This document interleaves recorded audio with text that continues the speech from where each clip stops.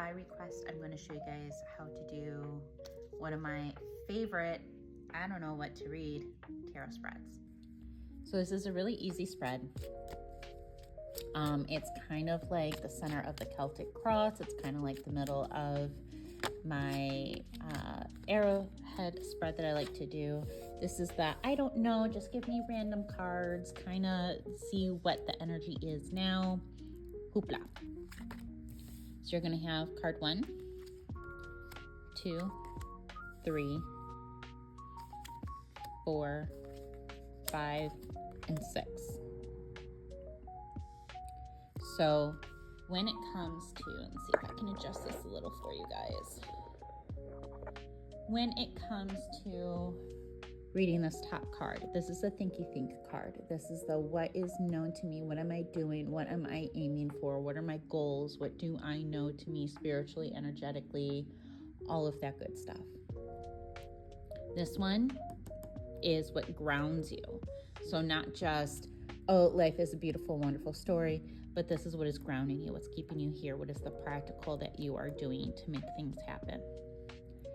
The center part here is like your heart, essentially. It's you where you are currently.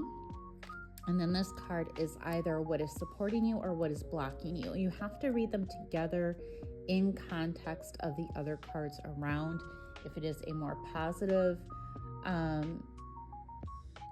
of a positive type of read, then obviously this is going to be what is supporting you. If it is something that is looking a little more negative, like 9 of Swords up top and having a lot of anxiety, well, this is going to be your why. Why do we have a lot of anxiety? What is blocking you? On the left side here, this is what we receive from the earth. When it comes to a lot of magic and things like that, we receive on the left side and we put out on the right side. So this is what we're kind of receiving. This is kind of what has gotten us into this pickle. And then our 10 of Pentacles on this side.